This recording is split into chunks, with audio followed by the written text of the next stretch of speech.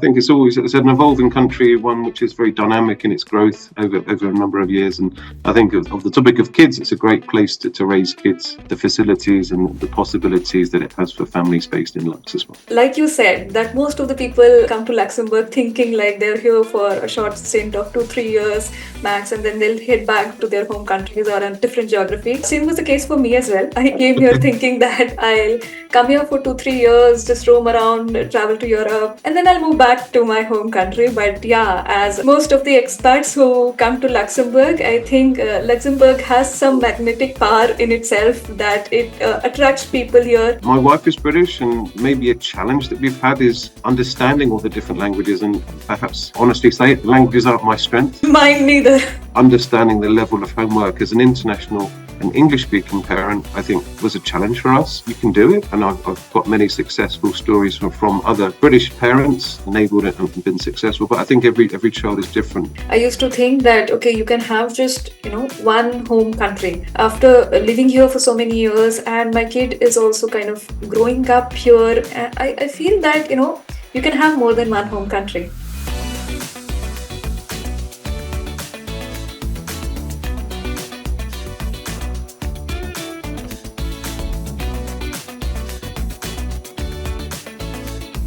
So hello everyone and welcome to the Expat Parenting Show. Today we have Andrew with us. Andrew is a British national with over 2 decades of experience in human resources and has been living in Luxembourg since 2008. I would let Andrew to speak more about himself and give a detailed introduction. But before that, welcome to the show, Andrew. Thanks very much, Ruchi, and really appreciate taking the time today to let me be on your podcast, and I'm very happy to speak today. Thank you so much. So yeah, the idea to bring you, Andrew, as we discussed offline, was more to talk to you as a father, because many a times when we speak about parenting, we always say like most of the content that you see that is available online as well as offline always is focused on the motherly side of parenting. But I've seen friends around me, I've seen my husband, I have seen within the family how parents and especially fathers are also involved very much in the upbringing of a child, and they have different areas of consideration when it comes to raising a kid. So that's where I am really excited to be talking to you today, and equally thankful and grateful to you for taking out the time today to speak to us. So if you are all set, let's begin with the podcast. Sounds good. Thank you. Great. So Andrew, before going ahead, I'd like you to tell to our audience a little bit more about yourself, a short introduction about your professional side, but also a little bit of your background personally as well. Sure, no problem. So yeah, been in Luxembourg for almost 16 years now. I'm originally from the UK, a small place called Portsmouth. I worked in Brussels before I came to Luxembourg for around a year. And I think, as most people did, they arrived in Luxembourg thinking it would be a short stint. And almost 16 years later, I'm still here with 2 young kids. So I think it's quite a common story that you hear many people in Luxembourg on how they came to a small country and really enjoyed living there, and certainly ended up staying for many years. And I think we would intend to stay for many more years. Yeah. So quick intro into my background is really professionally, I've been working for recruiting, headhunting, executive search firm currently, which is called Anderson Wise. And that's what I've been doing in Luxembourg ever since I've been here. And I did also in the UK, Brussels. Yeah. And obviously Luxembourg as well. So I work a lot in the financial services sector, recruiting people, mainly for finance, accounting, legal, compliance, risk, a lot in the fund sector. That's my main role. My other main position, I have 2 jobs ultimately. One is at Anderson Wise as a partner, and one of the founding partners, and the second is the chairman of the British Chamber of Commerce, which also keeps busy. That's how I know you. So from the latter one is I know a few because I've attended a few events of the British Chamber of Commerce, and then since then I think we have been connected on LinkedIn and we have been interacting virtually. Excellent. Yeah, I think we've been in contact for a few years now. So the chamber does. That's one of the good things about the chamber. It does open doors and networks for people. And as Luxembourg is a very networked country. Absolutely. It's certainly one of the associations that's very active here to enable more connections and different events that we organise as well. So I'm Yeah. glad it was working for you. Yeah, absolutely. I mean, this is one of, in fact, yesterday itself, I was having a conversation with one of my colleagues, and we were discussing about the different chamber of commerces that exist here in Luxembourg. And she was asking me, okay, which one do you like? So I was like, okay, I definitely like the British Chamber of Commerce because I've attended a few events. It's more lively, it's more interactive. The topics are more relevant to the needs of the people here. And I mentioned a couple of you, the Indian Chamber of Commerce and others. And I was like, okay, yeah, that's the thing. And in the back of my mind, it was the conversation going on. Yeah, tomorrow I'm going to interact with Andrew anyways. Absolutely. Well, thanks for being a good ambassador for us as well. It's good to have. And my my pleasure. And I was going to say, yeah, we do get really good feedback as well. People enjoy the kind of community aspects and the networking, the number of events that we do. So we're quite active in organising and really helping to connect people and network in Luxembourg as well. So I'm glad you enjoyed it. Likewise. I think you have set the standard. So that's why I think the feedback that you've received is mostly positive from anyone who has attended your event can say something on similar lines. So when you were mentioning about your story of how you came to Luxembourg, it was so resonating because like you said, that most of the people come to Luxembourg thinking like they're here for a short stint of 2-3 years max, and then they'll head back to their home countries or a different geography. Same was the case for me as well. I came here thinking that I'll come here for 2-3 years, just roam around, travel to Europe, different parts of the continent, and then I'll move back to my home country. But yeah, as most of the expats who come to Luxembourg, I think Luxembourg has some magnetic power in itself that it attracts people here, and then it naturally kind of forces you to stay here. Absolutely, yeah. No, I think it's an evolving country, one which is very dynamic in its growth over a number of years. And I think of the topic of kids, it's a great place to raise kids Yes. as well. So certainly a positive way, which attracts many families. I think it's certainly one of the key points that keeps people here as well. The facilities and the possibilities that it has for families based in Lux as well. Absolutely. Good that you mentioned of kids because my next question to you was on similar lines. That okay, now you have you mentioned you have two kids. One is a preteen and the other one is a teenager already.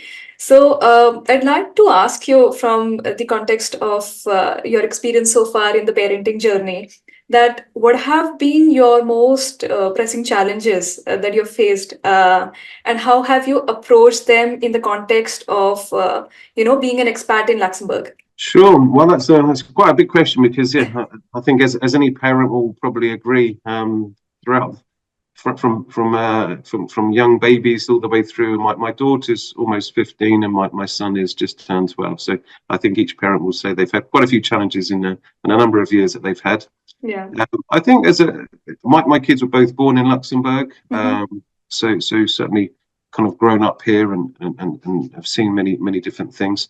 I think as a parent here growing up, how they thrive, what makes them happy, and as they take on the first few years in their life, I think it's really understanding. For me, the biggest challenge was probably understanding the schooling system here, and how best to kind of work with the schools, understand what the kids are doing, what their strengths are as they every year they grow and they form their own personalities and they kind of integrate with different really international kids and obviously very different cultural aspects that the schools offer as well. So I think it's a really great place for kids. I think such a safe environment. I mean, it's been a pleasure when we were very young. We used to walk the kids to school and drop them off, and it was a really nice feeling to kind of see them being happy and playing as really young kids, kind of 6-7 years old, and kind of seeing all their friends and all the parties that you have with all the other international families that they have.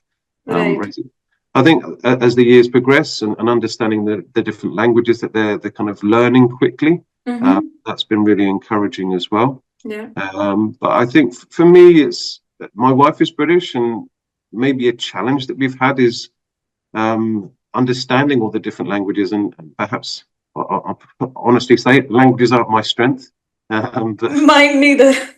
so understanding, I think from the level of German, Luxembourgish, and French Yes, which is required from the local system, I think each child learns differently. yes, And so I think that's understanding the level of homework as an international and English-speaking parent, I think was a challenge for us. yes. You can do it, and I've got many successful stories from other British parents that have enabled it and been successful. But I think every child is different. Yeah, So that was a challenge for us, yeah, just to keep them up to speed compared to other perhaps Luxembourgish yes. children that have more support from their parents that have the language skills as well. So I would probably highlight that as the biggest challenge that we faced.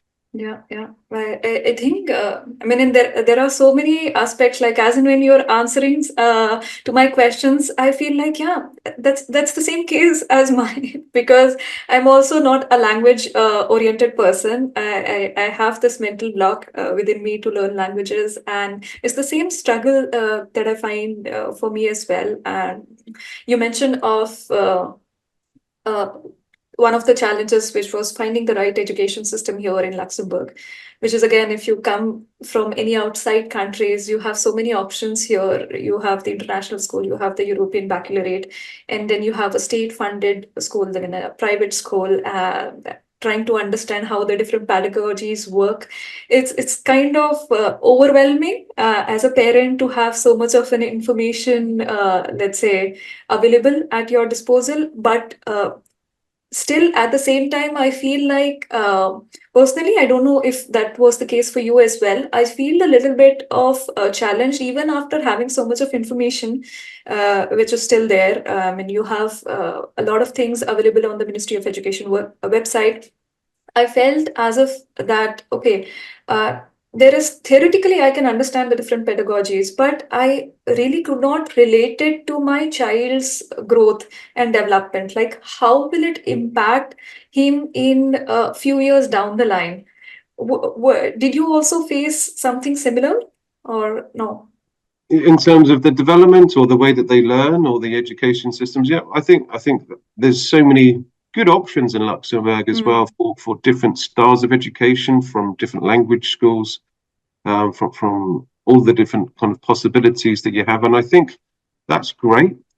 It does, in a way, I mean, growing up in the UK, there's no option. I mean, you have kind of the yeah, state or the private schools, and that's yes, the options that you choose. yeah, Here, there's so many different available options that you can choose from that it can be confusing for parents sometimes to say, well, what is the right route that I should take? Should I stay local and kind of keep my kids in one of the local schools here and understand how they can really continue to develop yeah, their language skills, and obviously all aspects of their education, or do I look at the other international schools here? And I think that's something that Luxembourg is a great place because it's, as I say, it's networked, so it's a good yes, place to discuss with other parents. And I think every parent is always discussing how yeah, they're getting on, what's the school like, and are they happy, and what they're doing, and what the teachers are like, and I think that's a big conversation point for many yes, parents as well. So yeah, we've kind of gone through that, and in the end, we were luckily enough to enable our children to get into St George's School. mm-hmm. We're super happy with, but it kind of relates back to our schooling really is British education Exactly, with a very international. It's not just for British kids. exactly, People. It's a very international school with many cultures and nationalities, but yeah, it is geared towards the British education system, which is something I obviously I know, yeah. I can recognise, and we can help and be a bit more Exactly. At with least some you of can the, follow, what the children are learning. Yeah. exactly. And so we're positive with that, and seeing that the kids thrive in such a school, Yeah. and super happy um, that they're both attending St George's. So yeah, we're very happy. But there's many great schools in Yes. Luxembourg, and I think it really depends on the parents and what you want for your children, and what kind of school can offer that in different locations as well. I mean, there's so many people that live all around Luxembourg, and there's location wise, there's other schools that can also provide good facilities and Yes. possibilities as well. So there's lots of options, but I think it's just down to the parents to choose what's right for them and right for their child. Absolutely, absolutely. And to our audience, if you might have missed, Andrew shared a very good tip with us. Uh, if you are in a state of confusion to find the right education system for your kid, then there is always the help of community that you can take advantage of. Don't forget to interact with people and get to know of the different education systems that exist here in Luxembourg. And depending on your personal preferences, depending upon your child, how old he or she is, you can kind of take a call. What kind of education system do you want for your kid? Absolutely. I think there's so many social networks and kind of groups on Yes. social media and obviously all parents in different schools. And I think everyone's always happy to meet and discuss what they like about the schools that they have their children in and the benefits and the positive points. So I think that's a great point, that you can access people to talk about the schools and what they're doing with their children as well. So certainly that's a good point to make. Yeah, great. So moving ahead, now that we have discussed a little bit about how did you go about the education or finding the right school for your kids, I would like to ask you that how do you support personally your child's emotional and social development during the transition from childhood to adolescence, considering that now you have both your kids are, let's say, one is already a teenager, the other one is approaching soon. They are in different phase of their life. So considering that they have grown up and you have seen different phases of your child growing up, how do you support their emotional needs, especially considering that we are in a multicultural environment here in Luxembourg? Sure. Yeah, and I think I'm as many parents are still learning as we go as well. As the child and as our kids grow, and different emotions are more evident, and different circles of friends and stresses in schools and exams and everything else that the kids go through. I think is every year there's different changes that we go through with as a parent and also as the child grows. I think there's I'm not an expert, but I suppose what's worked for us is we've been the social groups that they have. I think has certainly been a positive point, and we encourage our kids are born here, so they've been involved in a number of the local activities and sports groups and hobbies that they have, and I think that's always great. My daughter loves horse riding, and she gets involved with that. Oh wow! Also helping out with the horses, and I think having extracurricular activities outside of school is certainly been a positive point, where they can also meet with new people and have something else that they're focused on. I think that's something that we try to encourage them to have. Yeah.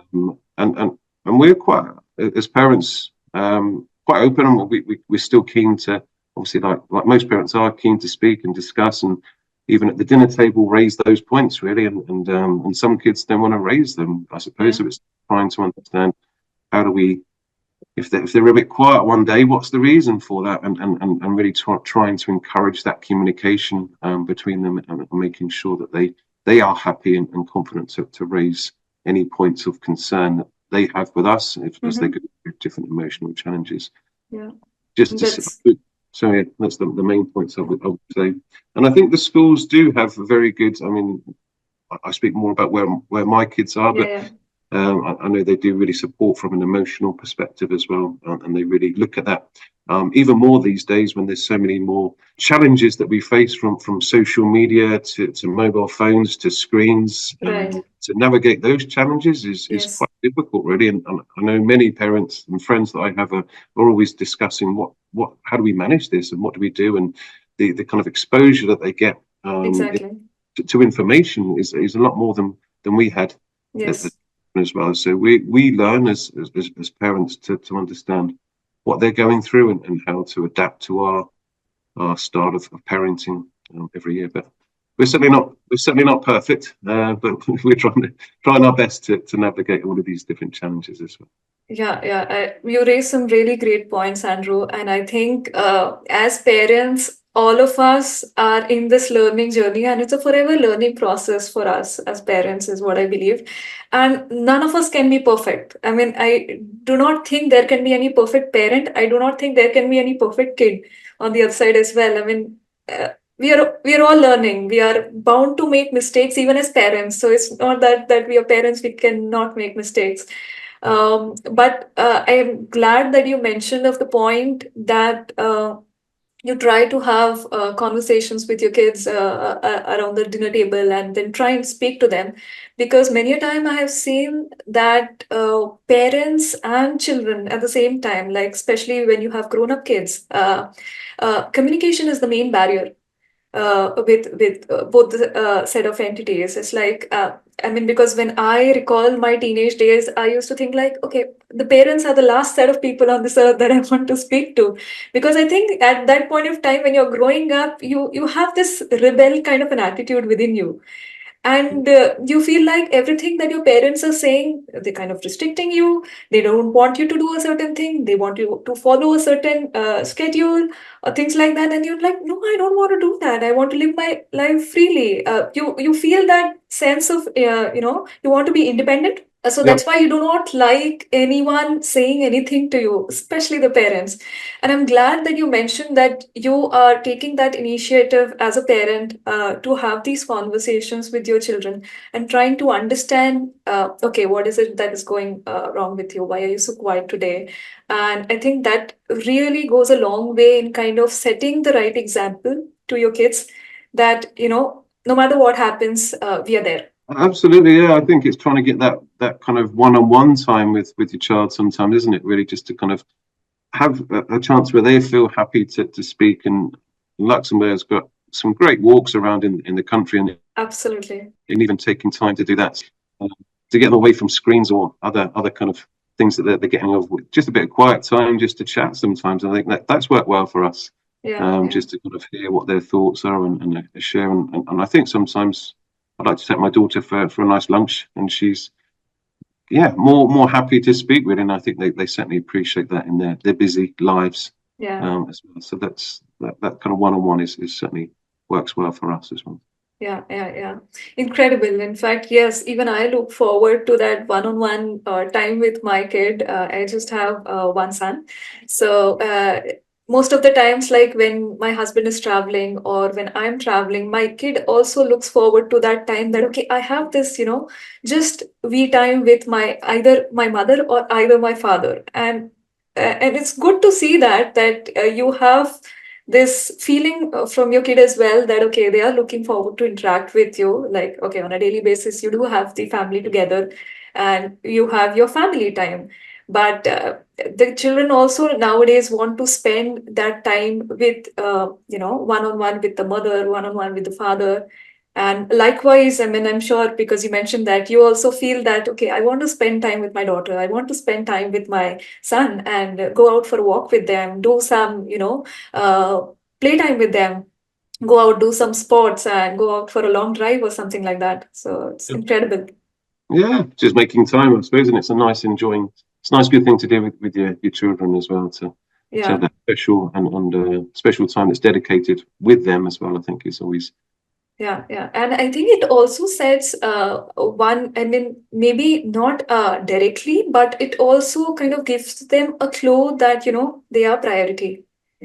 When you take absolutely, out that special time for them, that okay, this time it's solely for you and I'm not going to entertain anything, and you just go out with them, maybe not at this point in time, but later few years down the line when they think back and go back to the times of growing up, I'm sure they might value this as, my parents gave me priority. And that's how you kind of also set an example for them indirectly, that this is how you set priorities in your life. You'll have so many things, you have so many people, you'll have so many relationships yeah, with you in parallel, but you got to set the right boundaries, you got to set the right priorities. And with these kind of examples that you have just mentioned, you're kind of just giving them a subtle clue, maybe indirectly, that this is my priority, and I would absolutely. not like to entertain anything beyond that at this point in time. Absolutely. Yeah, I think we all lead busy, stressful lives, don't we? So there's always things to do and clean and look at your Yes. house, and there's work pressures, and everyone has different people pulling them in different directions all of the time. So it's about, yeah, I mean, I'm sure every parent always wants the best for their children, and just trying to put out that special time is always important, I think. I mean, my daughter always remembers some times years ago that we used to take bike rides together, used to stop and kind of get a hot chocolate together. I used to take a flask in the backpack and a few Yeah. snacks down and have a little chat, and all throughout the winter, and she loved it. So Yes. all of these little memories that you create. So, Absolutely. Absolutely. And that's get too incredible. old, and they want. I've got a few more years, I think, before she gets. Yes, before she gets into the higher education and probably she moves to some different part of the country or Who some other knows? country. Who knows? Yeah, Yes, who knows how that will. exactly, exactly. But yeah, got to enjoy those moments. That's for sure. Great. So another great tip, if any one of you is not practicing that, do take out time for your kids, and especially one-on-ones. It's good to have family time, and definitely everyone encourages that. But it's also good to have like a one-on-one time. If you are a mother or a father, just take out that time with your kids, and that will help create a special bond between the two of you. So, going ahead with my next question to you, Andrew, you mentioned earlier that when you were looking for the education system in Luxembourg, you were kind of a little bit, let's say, confused in terms of because there were different languages as well, and you and your wife both, let's say, coming from a British background, you also do not have that much of exposure to multiple languages. So, how did you approach towards this multilingual aspect of education in Luxembourg? And what challenges and benefits do you see for your children in this regard? Sure. So I think ultimately we're encouraging. I mean, it's one of our. I remember even when we moved to Luxembourg and I was in the UK, so the opportunity to live and work in a European country with all of these languages at our disposal, and the chance for our children to learn is such a fantastic opportunity for many children to have. So I think we were super excited for that. But yeah, I think there is a complexity in terms of understanding for a child to learn in those different languages as well.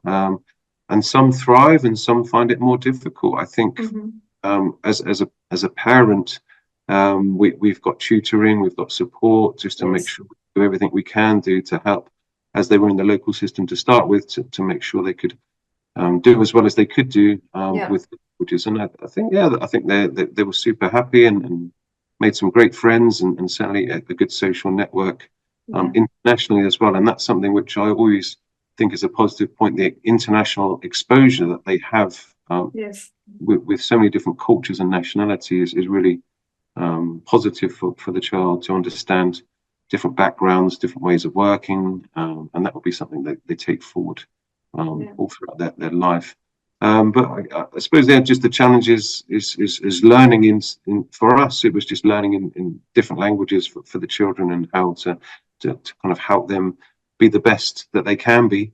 And I think with different languages, it was a challenge for us. So that's why we ultimately went with the kind of British system, because it's Yeah. something that we knew, and Yeah.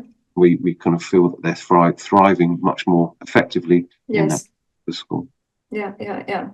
Again, I resonate with you on this point because I remember my kid was also initially going into the local commune school when he just started with his pre-course and cycle 1.1 and 1.2. And then we realized that, yeah, because of the language issues, because we did not understand German, we neither understood Luxembourgish. We as parents were kind of struggling to follow what the kid is kind of doing every day, and even interacting with teachers and at times fellow parents used to be a little bit of problem. So for the same reason we moved to an international school, because at least we wanted the education to be in English as a language, because that's something that we understand. At least we can know what's happening, and of course simultaneously there's no harm in learning another language. In fact, my son speaks more more languages than me. He already speaks Luxembourgish as good as a native, because he's been going to the Luxembourgish, Maison Relais, and then followed by the commune school. So he speaks fluent Luxembourgish as good as a native. Then he's already exposed to French. And because Luxembourgish and German are kind of, let's say, similar in nature, he understands a little bit of German. He can follow what's happening. Of course, at home we speak Hindi. So he already knows that as a language. English now in school. So yeah, he's exposed to multiple languages. And with that, I also feel, and I'd love to know your view on that. I believe that when you're exposed to multiple languages, there's one part of your brain which is, of course, that it encourages you to be more creative and things like that. But then there is other aspect in terms of your personality, in terms of your, let's say, the way that you look at other individuals, in terms of the culture, in terms of the diversity. I think you're also more open to accept different people the way they are. And Luxembourg being the melting pot of so many people from different countries, different nationalities coming together.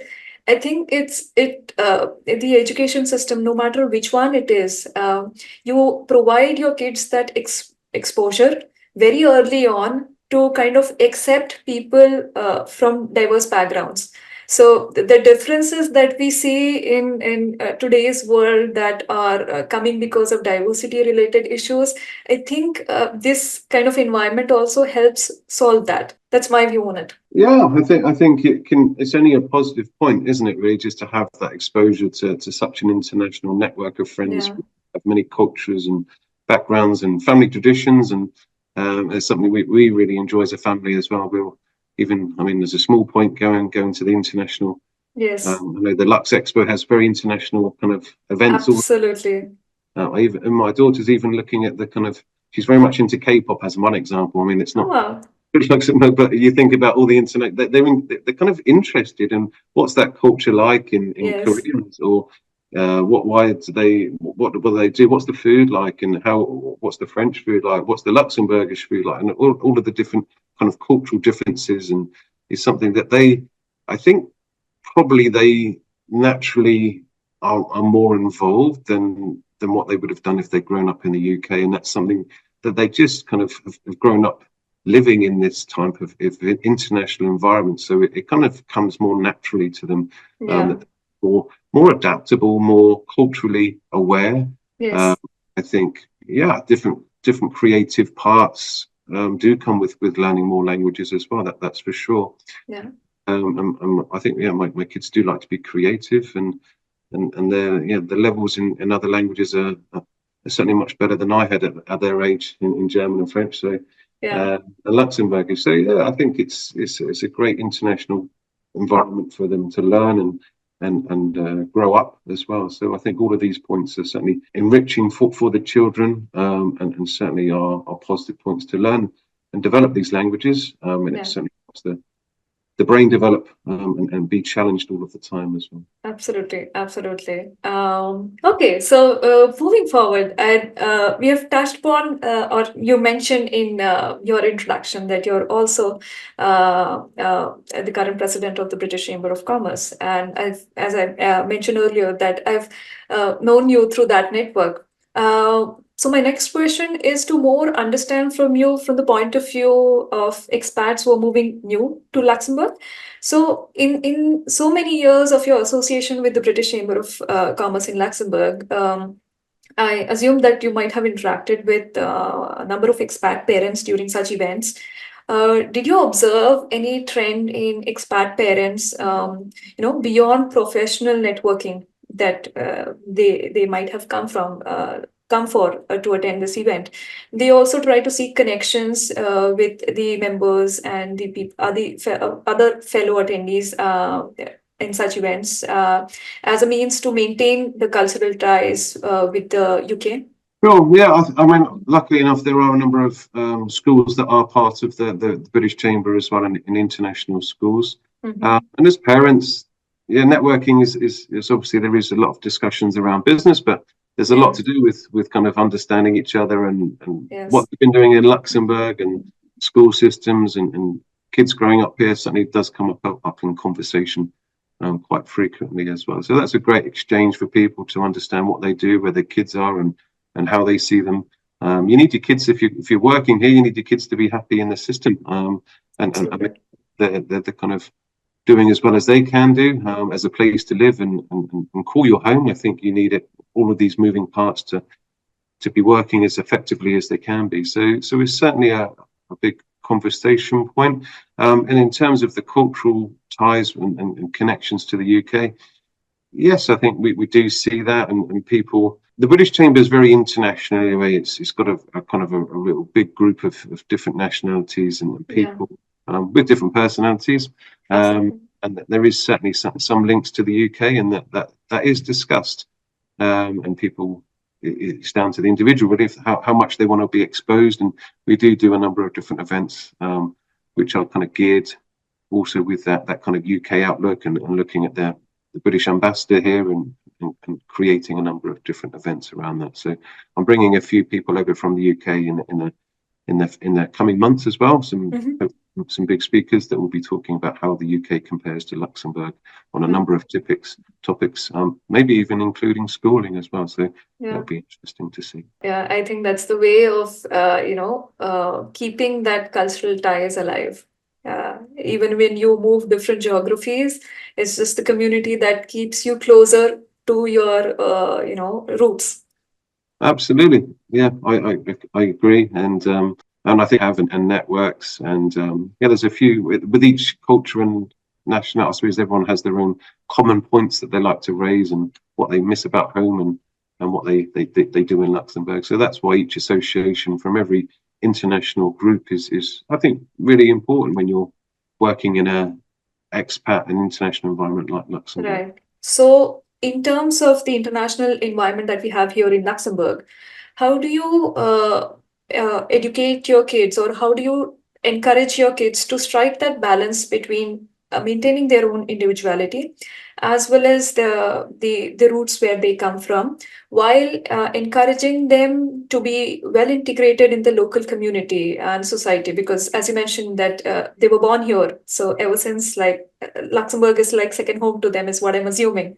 So how do you encourage your kids to have this, balance between the two? Yeah, it's a good question as well, really, because growing up in Luxembourg, I mean, how do you identify yourself? Are you British or are you Luxembourg? And they are due to get their Luxembourg passport soon. So I think growing up here, they probably do associate more with being, I suppose, a Luxembourger in a way. Because, I mean, with this international outlook that they have and understanding of the country here and everything that they've had growing up and being born here, that's where they are more associated with. I mean, my family's quite international, given my parents now live in Canada, my sister's there, and my other sister's in Australia. So we're quite an international. Spread across the globe. Exactly. And from east to west. Yeah, exactly. So it's kind of different for us as well. I mean, my wife has the same with her brother in Australia, sister in Germany.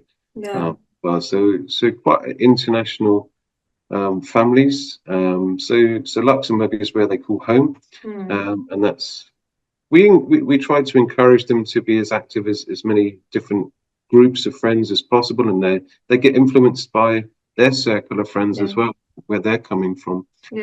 And we still like to get involved with all the local Luxembourg traditions and events that are hosted as well from a local perspective. So it gives them kind of understanding of their roots here in Luxembourg as well. So there's many good traditions that are here, and gives you a chance to be involved in the local communities as well, which I think is also important for to feel it is their home here as well.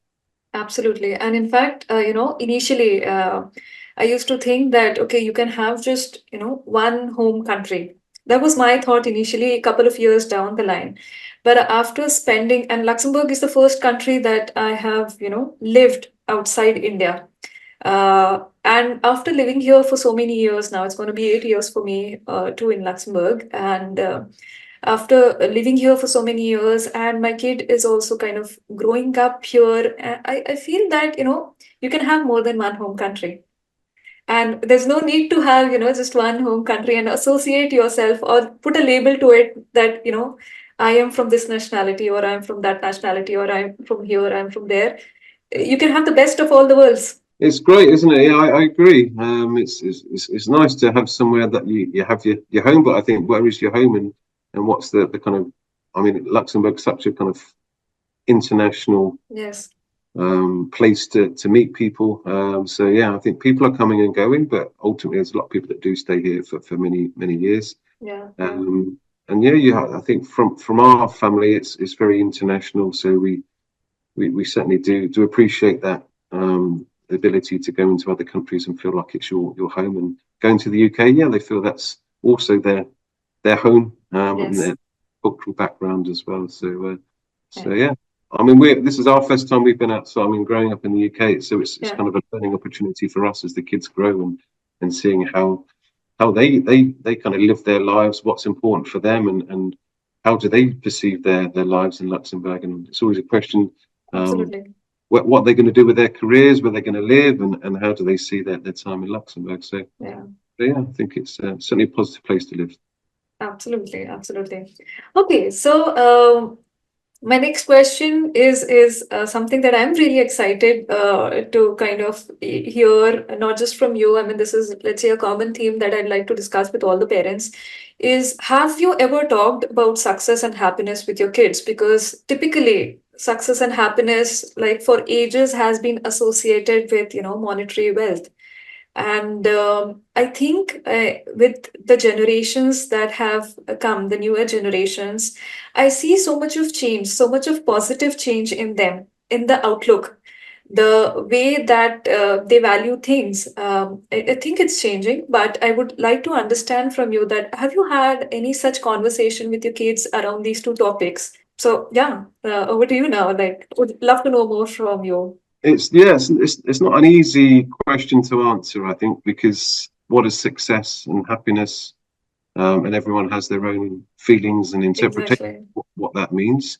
And you're right, even our kids have a different understanding of what that means for them. Do we have conversations? Yes, we do have conversations around that.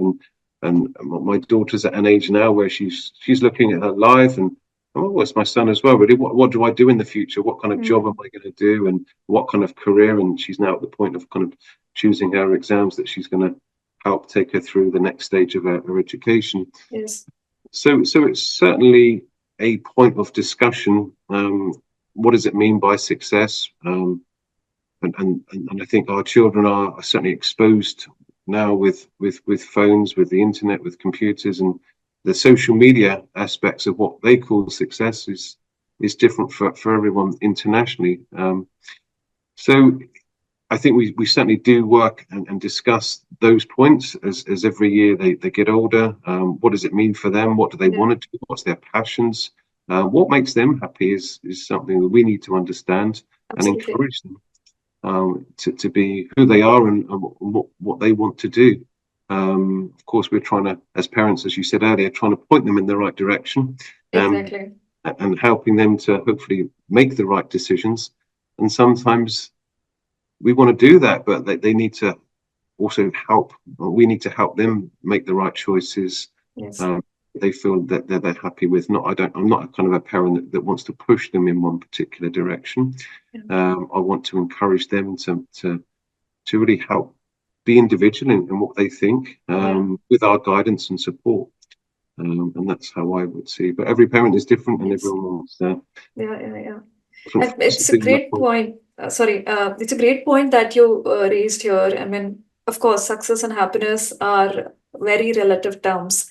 So even as parents, even as adults, I think each one of us will have a different definition to it, and so is true for our children as well. But what is important is, as parents, the best that we can do is be that guiding force for them to help them make the right decisions. And I think Absolutely.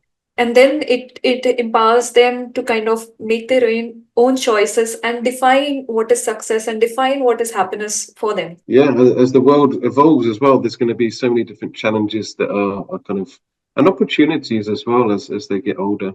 As the world changes and evolves, I think that we will see different options Yeah. in each career and each kind of passion that they have in life. And as you say, take it one step at a time, and I think it helps them to understand what opportunities there are for them, and what really drives them, and what's going to make them successful and happy. And what does that look like to them? I think it's really hard to say Yes. what that will be. Yeah. It's really hard to say for them. In fact, I think it's hard for us also to say for our future selves. That's what I believe, because It's a time question is, that everyone's asking themselves all the time, isn't it? Am I happy? Am I successful? What am I doing? How am I perceived? What am I doing in my career? I think no one stops on kind of. I mean, in my role, I suppose I see that from careers and changing yeah, jobs and development quite often, yeah, really, from a number of individuals. So I think everyone is always looking to develop and change and adapt and work out what makes them happy yeah. in their lives, and success can mean so many different things to each individual as well. So that makes life interesting, I suppose. Yes, indeed. With that, I think I'm coming to the concluding part of this podcast, and I have two last questions to ask to you, Andrew. First is looking ahead. We discussed so much about the education, the culture, the aspect of just now with success and happiness. How would you define that for your kids, or how would you support that in your kids?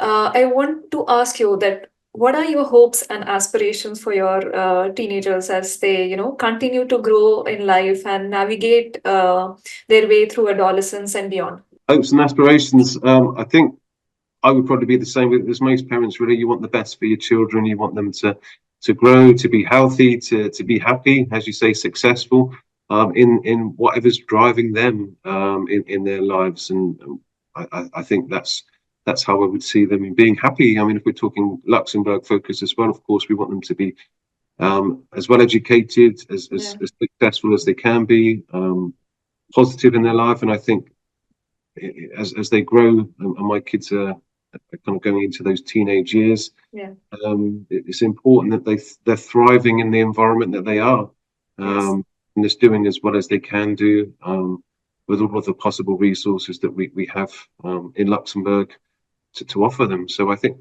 that's for me, giving them the best start in life as we possibly can do. And yeah, they're going to be adults in a coming years. So I suppose they will be making also their own decisions in what they want to do with their lives. So of course, like any parent, we want the best for them in all aspects of life. But I don't think that's just I think a common point for every parent, really. Absolutely. It's something which is universal, that every parent wants for their kids, that you just want the best for your children. And when you mentioned that, they're going to be adults soon, do you feel that, butterflies in your stomach kind of a feeling? Do you feel at times literally, oh my God, they're going to grow so big? They might want to move to different places. Do you have those thoughts at times? Yeah, of course. I always wonder what they're going to be doing when they're kind of mid-20s or later in life, really. And I think I mean, when I was growing up, and I think even my parents moved when they retired to Canada, as an example. My sister moved many years ago, but didn't anticipate moving to another country when they were kind of at that stage of their life. So I think life throws many different challenges, opportunities, and each year we kind of assess what we're doing and where we're going. But I'm not nervous now. I'm excited really for them. They're at such a young stage of life, and they've got everything to kind of look forward to. And there's a lot of possibilities that they have. So as a parent, of course, I think you miss every year when you miss the years when they were a bit younger, or they go through different stages of life, what they were doing, and as they get older, they get more individual. But of course, I think as a parent, you go through different stages of being a parent and trying to support them in all different aspects, from education to life to whatever they go through in the future. So that's I suppose why I'm happy to be a parent, and certainly looking looking forward to the future as well. Great, great. So with that, I think I am on to the last question for you, Andrew, which is if I were to ask you to give one piece of advice to expat parents who have recently moved to any new geography, or if you want to talk about Luxembourg in general, feel free. So what would that advice be? I think the advice is when you move somewhere new, it can be also a lonely experience. I think because you're missing if you're new to a country, everything is new, everything's uncertain, you're not sure. It's exciting at the same time. So I think have open eyes to every possibility, meet, discuss, and I would say network. Obviously, being from a British chamber, it's something that we feel is a really positive point as well. Is to kind of reach out to an international group of friends and networks and look to do things maybe that you don't feel so comfortable with. Networking can seem quite daunting for people as well. People aren't sure if they don't know people, can they go and talk to them? And I think everyone is in the same boat in Luxembourg, and everyone, or I would say a large amount of people, have come here with not knowing too many people, and you build a good group of friends very quickly. And I think that's really encouraging for anyone going to a new country. Luxembourg does have really kind of a welcoming spirit with a real good community of people in many different nationalities, and that's certainly what keeps people here as well, with such a large international group of friends as well. So I think that's something that I would definitely encourage. Look at all of the local international events, meet, greet as many people as you can do, build your network here and enjoy it. I think you've got to take each stage of, as we've talked about, really, of life. You've got to make the most of your time in Luxembourg and really try to enjoy it as much as positive, and try to be positive about anything. There's always going to be things that perhaps you don't think are the same as your home country. Well, they do this here, they don't do that here, but that's because you're experiencing something different, and you've got to those things are still going to be happening at home, but you've got to try and kind of enjoy the differences that you have in a new country. Absolutely. Enjoy the differences that you have in a new country, and in fact, embrace those changes and differences. That's the way that we can, let's say, adjust ourselves to any new geography. And again, a very great point that you mentioned of having a community and the importance of networking when anybody moves to any new country. I think that's how we have evolved as human beings, because we are social beings.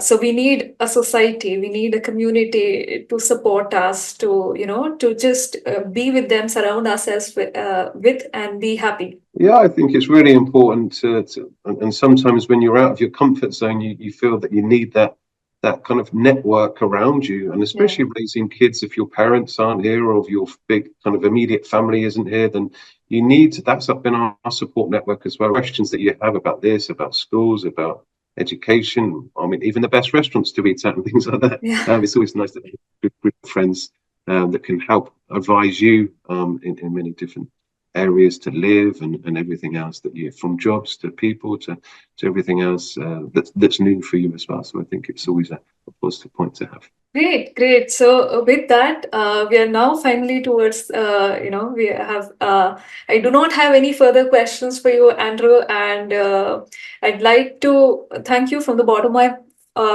of my heart for taking out time and speaking to me on this show, because I really wanted to bring this aspect of, involving fathers and making them speak about parenting, about sharing their thoughts. Because, as I said initially, many a times when we talk about parenting, it's always a mother's aspect, a mother's point of view, or a mother's perspective which comes out. And I truly believe that we should encourage more such conversations with fathers too, and get to hear their point of view as well, because it makes a huge difference in the way that we look parenting in general. So it is not a one person's job; it is a mutual effort in a family. It's as equal a role.